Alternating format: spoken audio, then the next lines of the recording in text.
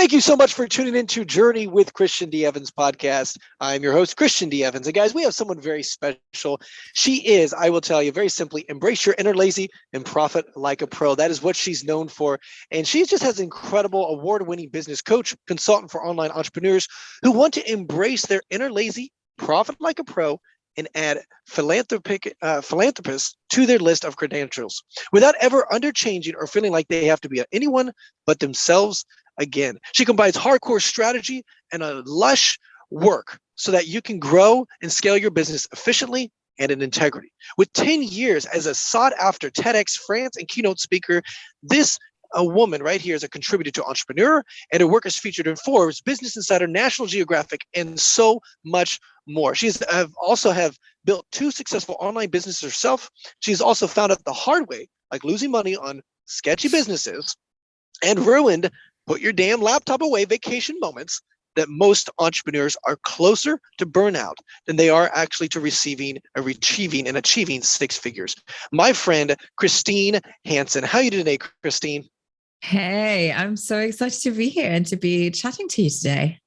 Awesome. Well, I'm really excited as well because you hit so many good topics, because I know a lot of entrepreneurs that high 6-figure entrepreneur, or even several millions, and they still struggle with this whole concept of, okay, hey, you know what, really enjoy, have some fun, and also live the lifestyle that you want. And but before we dive into that, I'd love to see kind of what was those hurdles, what was those pain points that you obviously that story, that journey that led you to these moments.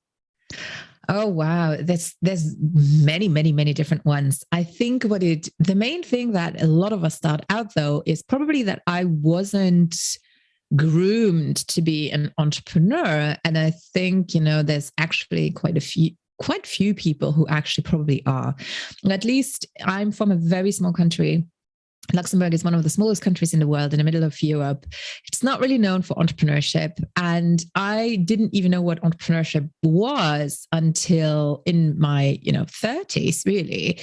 And one reason might not just be because, I have no idea about the world, but it's literally in Luxembourgish, entrepreneur is someone who is doing construction. So when we talk about an entrepreneur, we think about, cement trucks and things like that. We don't think about Elon Musk or, Jeff Bezos or something like that. And even though I studied English literature, English is not my first language. Shakespeare didn't really talk about entrepreneurship, So I literally had no idea. And sometimes you have that phenomenon when you don't know a word for something, you don't really know it exists in a way. So I think and then Luxembourg, something that is specific, and I feel I need to explain this, that most people in Luxembourg work for the government. Our government pays very, very well. You have a lot of benefits, which is different to a lot of other countries. And I would probably say 80% of Luxembourgish population works in the government. And then you also need to know that Luxembourgish population swells up to twice the size every day of people from Germany, Belgium, and France crossing the border to work here, which is why we can do this in a way, why this is possible. So I was raised very academically, doing an academic career, and I had no idea what else was out there, to be honest. So when I started my business, I started like a lot of people. I knew I wanted to do something. I wanted to help people.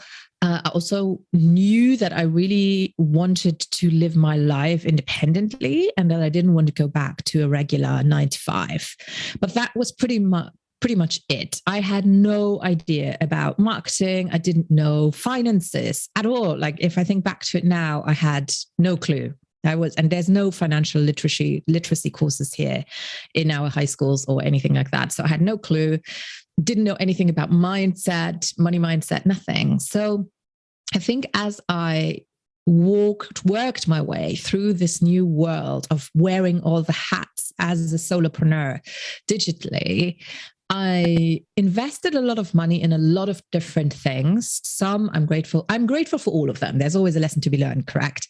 But I also saw what works, what doesn't, and I became very aware of sales pages. Let's put it that way. So I think that might explain my journey and my experiences. And it's also why I can really connect to people who are in the same boat in a way, if that makes sense, I hope. It does, and I really have a lot of respect for it because a lot of entrepreneurs that I work with, they've, they have maybe been surrounded by entrepreneurs or very, not very similar to what you had to go through, and obviously Oh, that was interesting. culturally as well. So tell me, kind of, what did that journey look like? Because you had to be the black sheep, if you will, in this Totally. culture, and so was that, was that frustrating? Was that painful? Was it like you had to really listen to your internal, kind of Oh, compass? so many good points. Yes, and yes, and yes, and yes. So, um, the reason why I started or even had the idea to become an entrepreneur was what I now know was a great sales page. So it started when I had my daughter, and I downloaded a program about baby sleep because I really didn't want to suffer from sleep deprivation, right? So, and I had no clue about babies, so I thought, okay, let's read. And then after a while, they sent me an email, which I now know was automated, where they were certifying a hand-picked selection, which I now know is bullshit, but and of becoming certified sleep consultants.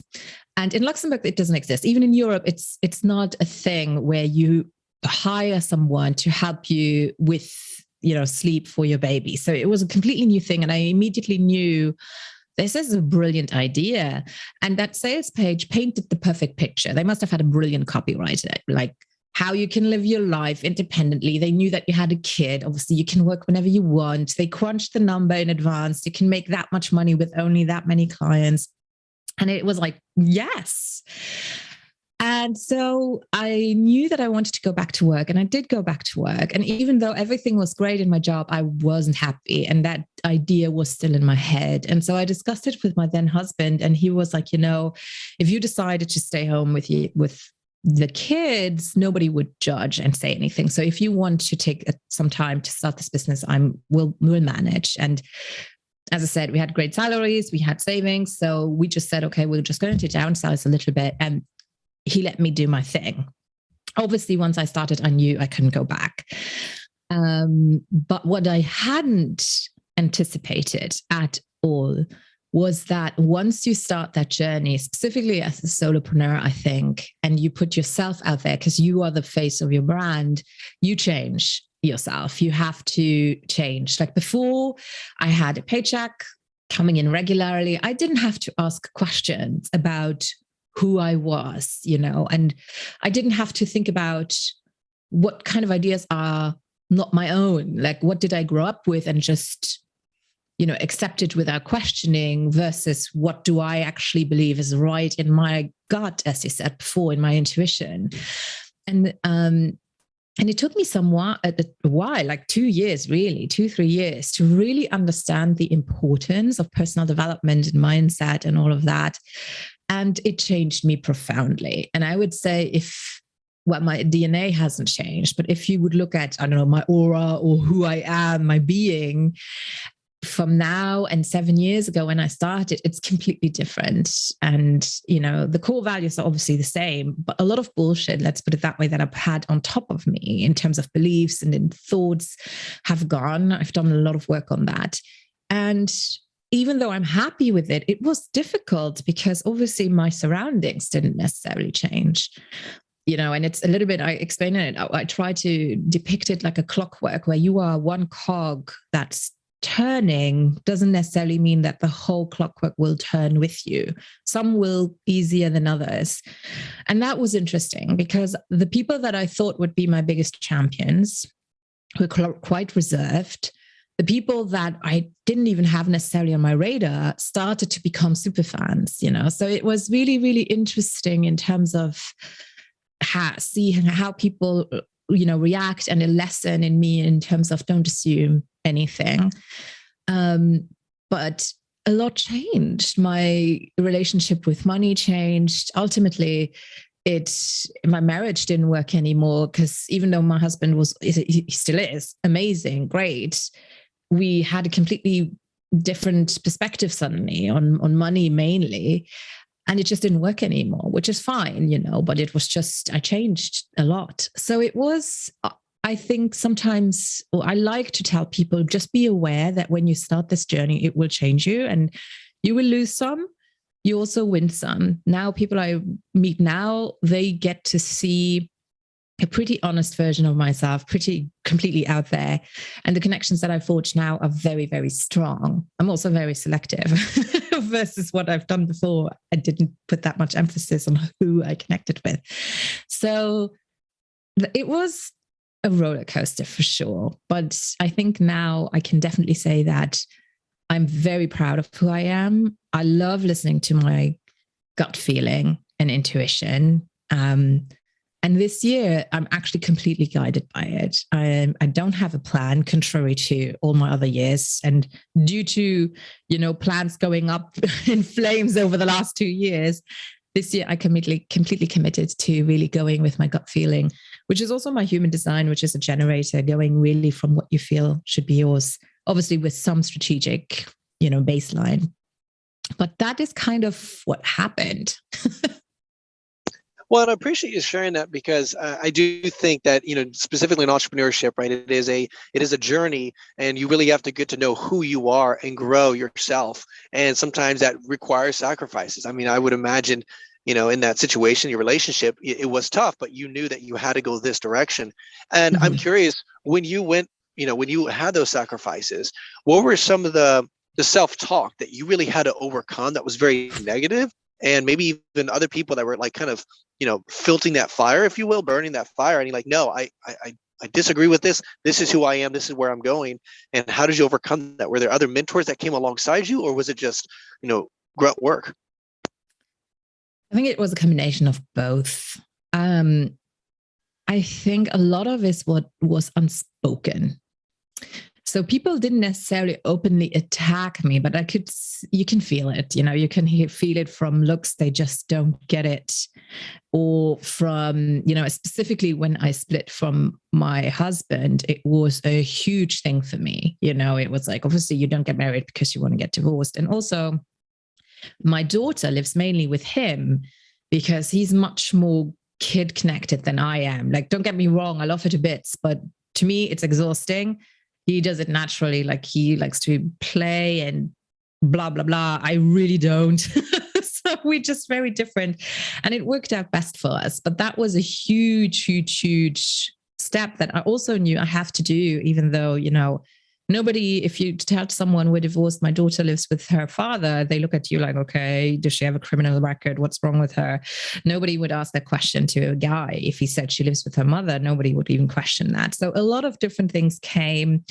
And I think a lot of it was felt internally from me. And I had a lot of interior dialogues where I assume as well what people say, even though I'm not sure, but where I think I know what they think, So I had to, but for some reason, I never doubted that it was the right path, though. And I think it's also because I consistently work with coaches on my own as well. I pretty much always had some kind of coach, sometimes a business coach, sometimes an energy coach, sometimes a mix of all of it, and often a community, where I'd be in a program or a mastermind or something like that.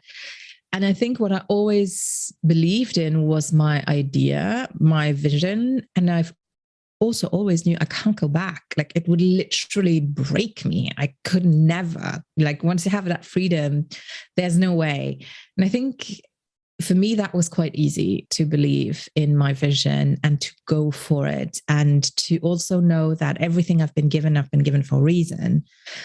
So I was originally born in Colombia. I was adopted by my Luxembourgish parents when I was 4 months old, so really tiny.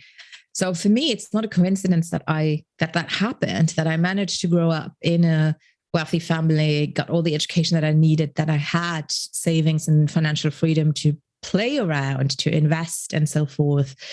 And so it took me a while to accept that any money is my money, even if it's not for my business. But once I got there, it was much easier for me to really truly believe that I can do this, and I will, and I am doing this. And I think community is really important because sometimes you forget. So I think I haven't done anything. And then my assistant will come, you do realize that you've done this, and all of these things over the last couple of months. It's like, oh, well, if you put it like that, So I always try to have some people around me, my team, of course, And then when the time is right, I always invest in a coach, even if it's just like 15-minute touch-ups, where we just talk for accountability, or where I just want to, just chat a little bit. It's important to me. Yeah. Well, I appreciate you saying that, because it's just, you're being very authentic, because you have to be very serious and say, hey, these are the things that you had to overcome. And I think sometimes, definitely in this culture, which is where you're at, it's just cool to hear that perspective, because culturally, everybody's government employee, get a job, have that for 40 years, retire, right? And that culturally, United States is slightly different, where it embraces the entrepreneur spirit a little bit better. And so I just really appreciate you sharing kind of, okay, you really had to be very intentional with your community. And so you did mention, though, that you've missed experiences where you're on vacation, and you've missed those where you didn't have that balance. So let's talk a little bit about that. I mean, obviously you're a go-getter, you're focused, you're energized. A lot of entrepreneurs that are listening to these podcasts, they are the same, and I think they also struggle with that balance. So I'd love to kind of get to the point where, okay, at what point did you realize, okay, shoot, I got to do something. I'm too much the energized bunny, if you will. Yeah. So I think what happens for a lot of people who start entrepreneurship is that, and I think at the time as well, that was 7 years ago, a lot has changed again since then, but it was quite aggressive at that time. So there was a lot of fancy copies, click funnel, 3,000 gazillion funnels, it was crazy. And everything promised the world. Everything sounded amazing. And you get caught up in that. So you sign up for all these courses, and you see all these testimonials of people. This is what I achieved after taking this course, or after joining this program, or after downloading this software, the webinar script that is going to make you millions, So, and you don't know in the beginning, like, why would people say that if it wasn't true? You might be a little bit cautious, but if just 10% works out, it's still going to be like great. So if you are a little bit like me, I'm a person who's all in. Like, if something catches me, it's a wildfire. It's not a little, nice chimney kind of thing. It's like all or nothing. I'm all in. And that is ultimately, and I can do that for a long time when it excites me. So I started with all the marketing courses, then how to create a course yourself. Then I took a course in media, and it worked well. Don't get me wrong. I got amazing media placements, but it also cost me a lot of energy. And I will always remember it was too early as well. Because I remember that I had an interview, one of my very first interviews with my very first company. That was the second company, actually. That was Sleep Like a Boss, was on Entrepreneur on Fire with John Lee Dumas, which was already then very prestigious. And oh God, I should never have been on that podcast at that time. Like, it was not that it's atrocious, but I wish I'd had more wisdom. Maybe it's also great that I didn't. But that was during the holiday where we had a villa in Italy at the Lago Maggiore, beautiful view. My little one was like, 2 maybe? And it was this beautiful, Italy, the lake, beautiful weather. And all I could think about is the internet going to hold up for that interview, So those are things that I regret. Or learned from, let's put it that way. I don't really have regrets necessarily. But I think it's this excitement that you get. And then, of course, again, the sales pages, the pictures that you get painted and that you then see in your head, it's difficult to ignore that, it seems so close. So you want to give it all. And especially if you're a person like me, I'm not patient at all. So it means the quicker I implement, obviously, the quicker the result. I didn't understand that a business takes momentum. Whatever you do, however you invest, you can collapse time through others' expertise, through investing, yes, but still it takes momentum. So my expectations were also unrealistic at times. And the disappointment when it didn't work out then, because the testimonials had said so, were huge. It crushed me. I was emotionally, how can these people all manage and I don't? What I didn't necessarily understood or knew was that these testimonials had been gathered over years, didn't necessarily apply to just that course, but to years of prep work before. And it's something that I still see now. I signed up this in the beginning of this year or last year, I'm not even sure, to a course that I really didn't need, but I just wanted to look into the Facebook group that came with the course because it was aimed at beginners. And so it was a little bit of recon. And exactly the way that I felt happened again there, because it was all about building an online course, which means, you need to have your opt-in, your funnels, your website, your email welcome sequence, delivering the course. And that's a lot. And people forget, entrepreneurs, especially in the digital market, we forget that the people who start their business comes from all kinds of different backgrounds. They might be quilters. They might give horse riding lessons. They might tell you how to sew, paint. They have no clue on all this tech world. And I was interested in it, so I enjoyed it. But what I could see there were comments like, I feel overwhelmed. I feel out of place. I feel stupid. I'm overwhelmed. I just, all of these feelings. And that is, I think, something that is quite dangerous, to feed too much, not to set these expectations and timeframes. And it's kind of, I did it for a long time because I enjoyed it to an extent, but then I crashed. I was exhausted. I was so tired. And funnily enough, when I stopped doing all the things and I had my rhythm and I nearly didn't do anything, really embraced my inner lazy, I realized I have the same results. It's like it's on autopilot. It works really well. I raised my pricing crazy and it worked just as well.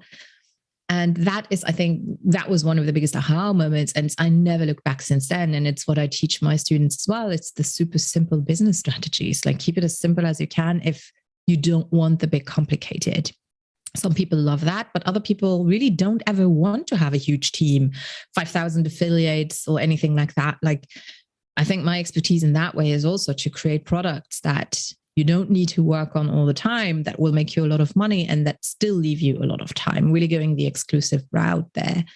So yeah, that's a little bit how I lived through all of these, these hectic frenzies, which I enjoyed, but then also at some point couldn't keep up with anymore. Which makes perfect sense. And so I love that you said that, keeping it simple, because it really is. And what I found as well, it's like a lot of people always want to be like a bajillionaire and make, $100 million and so forth. But the reality is that all of a sudden you start realizing, okay, hey, you take home, $30,000-$40,000 a month, that literally can hold, and you can live a very nice lifestyle. So now that you kind of pivoted to kind of realizing, okay, I want to build my lifestyle and then build work around my lifestyle. How do you structure that? Because I do know that you mentioned here, taking vacation every 6 weeks, spoiling yourself with something nice on a, very regular basis, things like that, as you work with your clients, that's kind of something that you make sure you facilitate in their lifestyle. So, yeah. How do you make sure that you leverage, virtual assistants or processes or systems that be able to say, okay, I can live my life and enjoy my life, and it's, not being guilty, because very similar to you, probably, hey, you're staying with your family, you're spending time with your family, and then you feel guilty for not working, or vice versa. You're working and you feel guilty for not spending time with your family, and how to eliminate that guilt and say, it's okay if I'm on vacation without being gung-ho 100 hours a week, right? And it's okay. It's that mindset. So I'd love to kind of get your response on that. Yeah, absolutely. So travel has always been important to me. I've always traveled, like all my life, and it's always replenished me.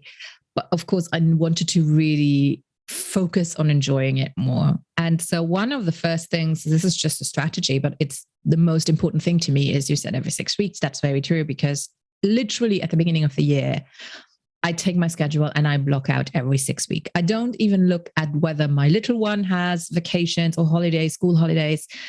It's just that I know that I need that. And I want it. It's not just a need. This is my life. I want this. This is what I not even deserve. It's just I feel like it. So it's absolutely valid.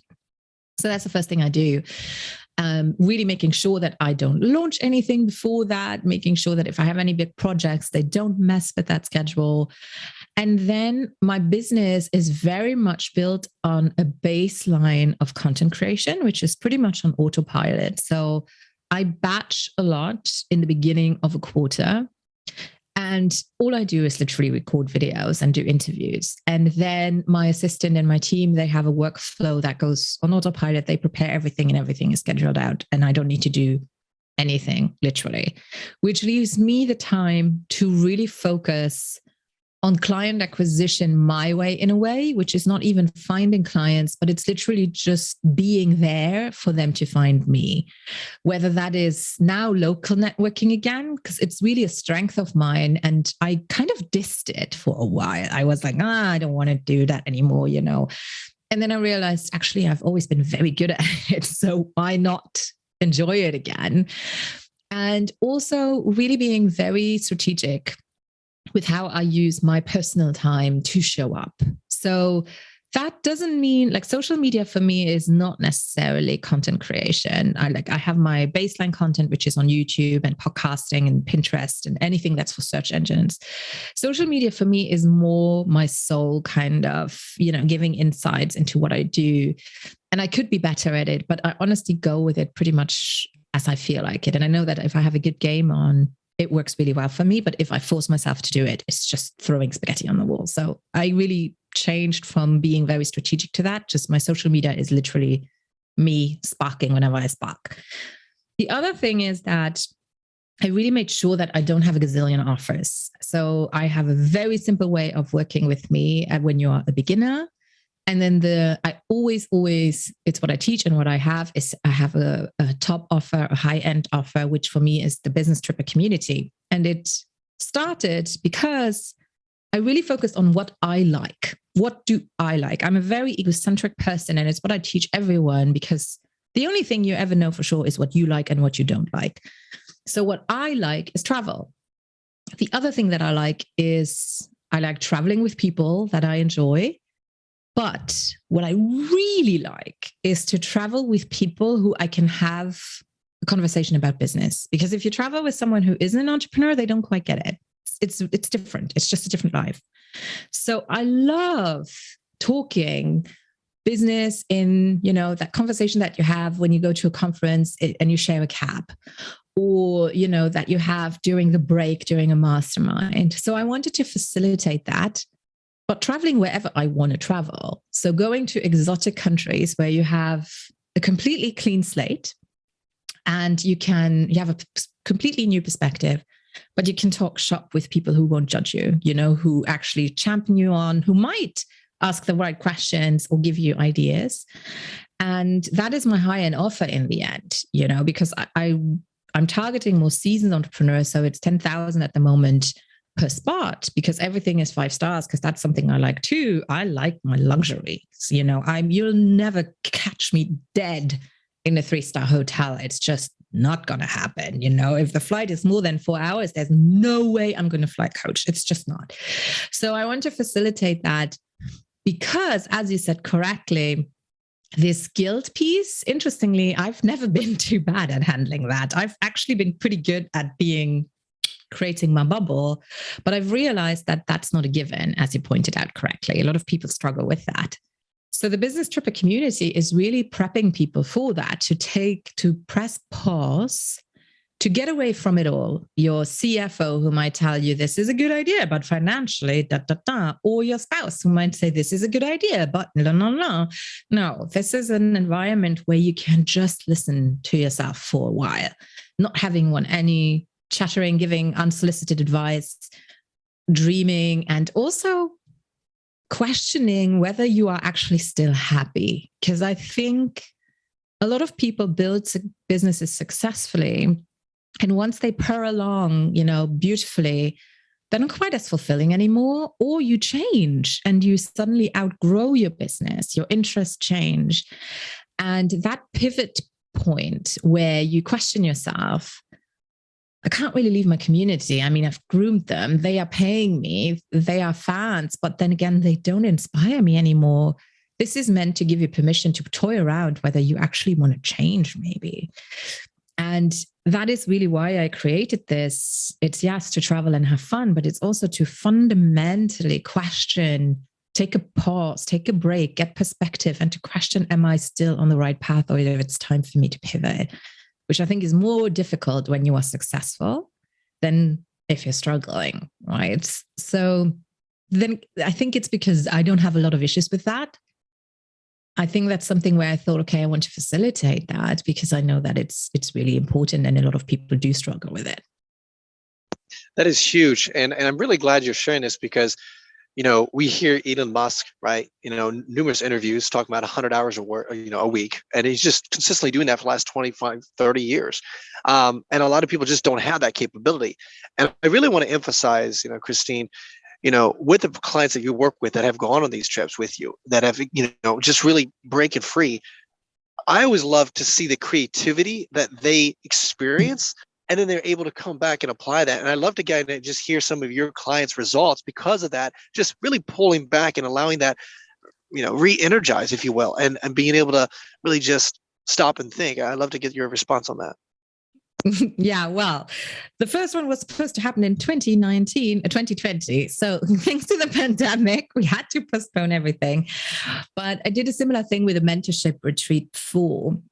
And I think looking at what we're going to do, the main thing is the permission. I think it's just to have a context where you get that perspective. And then you ask another question. I don't remember. What was the first question again? Yeah, no worries. What I was really figuring out is like the results of some of the clients, like just I guess the importance of why they should do this, because it's like understanding that this is very important and it's an investment of your time and energy. Yeah, I think one thing that people underestimate is that it's, first of all, it's for yourself, right? It's to just tune off because you see something different than usual. You eat differently, you smell differently, you see different cultures. Travel in itself, scientifically, has proven that it sparks your creativity, that it heightens your sense of gratitude, which is really important too for creativity. And then having the peers around you, obviously, it's perspectives that you would never get if you stay in the same place, in the same office, in the same city with the same people. The other thing that I find that people underestimate is the impact that that time away has on others, because it's literally an audit on whether your business works without you. Because your team will have to step up, your family has to step up, and they will. And so it's really, really astounding what this can do for your company environment and company culture in terms of their self-esteem and their observations of the company as well. Because they will figure out, okay, actually, I managed to do all these steps without you. I'll be able to do them in the future, giving you more free time. Or they might say, this didn't work at all. We need to optimize this. Same for your home. If your family might be able to manage, they know how to ask for help now. And it gives you a lot of freedom. So I think that's also a piece, specifically when I talk to, doesn't matter if it's men or women, but people who have, a lot of kids or a lot of responsibility outside of their companies as well. It can be very difficult to let go, to say, okay, I'm just going to go away. And especially if it's a nice destination, if it's just a boardroom or a boring conference, people seem to be more forgiving than if I say, okay, we're going to Bali in July and we're going to Namibia in April. But the thing is, you deserve it totally. So that mindset alone. And then really making clear that this is beneficial for everyone. It's beneficial for me. It's beneficial for my company. It's beneficial for my family. It will have me come back with clarity, not wobbling around, in a good way for my company or a more uncomfortable way. You might come back and say, I'm actually going to purge all of this because it's dead weight to me. It's not inspiring me anymore. And you can be absolutely certain that the people who will be there with you, they get it and they will support you, So I think that is, you can't get that anywhere else. It doesn't exist. Honestly, a community like that, traveling from place to place, doesn't exist. And the beautiful thing is that you can take these trips over and over again to different destinations. You might see the same people, you might not. but everyone who is there has the same experiences. And what I love about it is that we merge the brick and mortar, the offline and the online, which is huge because there are so many synergies that we just don't talk about because we're all in our bubbles. And then having the different cultures, all these experiences, it's awesome. Which is fantastic. And so obviously the importance, and I really appreciate emphasizing the importance of that, because I do know, like, even Bill Gates, he's known for taking just a weekend and literally going somewhere, literally no electronics, and just reading and reading and reading and reading, and the power that he has coming back into kind of just refresh and so forth. And I've been doing that for the last 2 years because I heard that, like, oh, this is awesome. So now that we kind of emphasize the importance of that, how much should these individuals, well, I guess my question is, how do they prepare for it so that they let their team notify, obviously making sure, hey, I'm going to be off the grid 100%, not 99%, not 85% where I've got Slack available still. No, I'll be 100% off the grid, and making sure that, okay, hey, how do I make sure that, hey, this thing still runs so that I can really enjoy myself without coming back and like, oh, everybody quit. What the heck happened, right? But I'm glad you asked. Actually, we've prepared a complete kit, the pre-business travel kit, which has all the different, which has like basically lots of templates. So it has a kind of checklist, making sure that everything in your company is ready, meaning, are your SOPs down? Does everybody know what to do? Do you have your out of office emails? We even have templates for that. We have minutes or points that you should develop or discuss with your team before you're leaving, making clear everything is gone, everything is ready to do. The same for your family. Like, how can you prepare your family? How can you be sure that you can leave peace of mind? So we have a whole kit prepared for people who will attend to make sure that they can literally, their taxi is picking them up and that's it. I'm out of here. And Namibia, for example, there is literally no cell phone reception. Like, we're in the desert. There is you won't have a chance to be on the phone because there's no reception. And in the beginning, it's going to make people freak out, but it's the ultimate bliss in the end to reconnect and to breathe, to just breathe and hear your thoughts and to have everything slow down.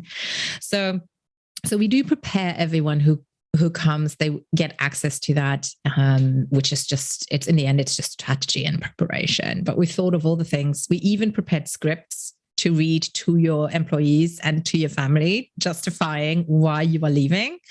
So there's literally no excuse not to come. I love it. I think that's brilliant, because that's exactly what business owners need. They almost kind of need, like, hey, mandatory. You literally do not have reception out here. You cannot get on your cell phone, even if you wanted to. And then it's just putting them in that. It's uncomfort, right? And we all have heard uncomfortable is that's where you grow, that uncomfort. And it's uncomfortable for us to go and leave our business for a week, 2 weeks, whatever it may be. But it's so needed. I'm glad we're talking about this. This is really awesome. Is there anything that you want to add as well, kind of like on the just like maybe facilitating growth? Like, should they come in with, okay, hey, I'm going to read some books. I'm going to bring some books. I'm going to kind of learn. I'm going to, have some, journaling, some tasks that they're going to want to do throughout that process? Or is it just going to be, hey, I'm just going to be spontaneous throughout the whole event? So we have a theme for every day. So our main topics are permission, pause, perspective, play, and passion. So every day we have prompts for journaling, for discussions, but we also have excursions. So it's really not just we're going to be at the hotel pool all day. We're literally doing something cultural every day, whether it is local cooking classes, whether it is a safari trip, whether it is driving to 1,000-year-old or more than 1,000-year-old desert that you only see in one place in the world. All of these things inspire. So I would rather say just come as a blank slate without expectations. It's not going to be your typical conference of woo and learn. We're going to, everyone will walk on fire. I know it's a thing and it's great, but it's like, it's not. It's like, we have prompts, but expect to be utterly changed by unexpected conversations with people who you might have thought I will never connect with, who you would probably not connect with in life at home. who will ask you a question that will utterly shatter your paradigm until now. That's what it's about. And that's the beauty of it, you know? So I love being in the jungle in Bali and you just walk and you're sweating and you're drinking your coconut and you're discussing something and you have two completely different experiences about the same thing. And it just enriches you so much. Those are the things that I live for and that I want to facilitate. So it's not going to be, we're going to yoga all day long. Really not. It's resting, experiencing, and being open-minded. That is the main thing, I think. Wow. I love that. I love that. I think it's just so powerful. And I just love what you're saying because every conference that I've been to, it's woohoo, walk on fire and all this fun stuff, right? And it's just really just relaxing, right? And just really emphasizing that in energy, but also it's prompts. It is very intentional with how you're facilitating the right networking, which is awesome. Now, guys, Christine, where can my audience reach out to you, maybe get involved with this, be part of it, get on the waiting list? Because I do know you guys have a lot of applicants in this process. So how can they reach out to you, Christine? So everything is in my digital home, which is christinemeansbusiness.com. You will find a section for beginners who might be more interested in beginner coaching. And then you have the business tripper community where you will find the programs that are up, the itineraries that are up, and where you can just email me. I do this through email mostly. I don't have the fanciest application form because honestly, my questions change all the time. So I will really take it organically from there. But it's true, every business trip that we take, or business trip stands for formal or experience, it's only 8 people each time. So it's never a big group. It's always quite intimate. So make sure that you get there ahead of time, obviously, to make sure that you grab a spot. Awesome. Great. And guys, those links will actually be in the description below. Make sure you click on that. Make sure you, of course, apply, and make sure you do it sooner because this is, there's about 65 to 100,000 people that are listening to these podcasts. So make sure that you're on the top list on that. And obviously, Christine, I just want to say thank you so much just for the value that you brought and really the emphasis. I don't think that this is really talked about a lot in our community. We've always talked about hustle. We always talk about side hustle. We always talk about, grew and going and moving, right? And that's awesome. But there is just an incredible investment that you'll see the return on investment so powerfully by just resting and really being intentional with this. And I think that's awesome that you're spearheading in this category. But before we let you go, is there any last words that you'd like to share with our audience? I think I love that we talked about this and that you get it. And that's also what I want to tell whoever at whatever stage you are. Unfortunately, this is a realization that most of us get after a certain seasoning, let's put it that way. Like the more I talk to experienced entrepreneurs, they immediately get it. In the beginning, you don't quite. So if we have anyone listening who is still in the beginning and maybe in the woohoo, I'm so excited phase, do make sure, Chris, you are super successful and experienced, and you immediately understood the importance. So listen to that and try to apply it, maybe not immediately for the retreat, but in your own version. And the other thing maybe is that I always joke, my inner lazy, and it is lazy, but ultimately I've started to understand that it's perceived more as laziness, whereas for me, it's the calm that I need in order to burn when I need to and when I want to. So that I think is also something, a little food for thought thing. That is brilliant. I love that. The calm that you need to burn when you need to and want to. That's beautiful. I love that quote. And guys, that is Christine Hansen. This is Journey with Christian D. Evans podcast. Until next time, guys, remember, be uncommon if you can.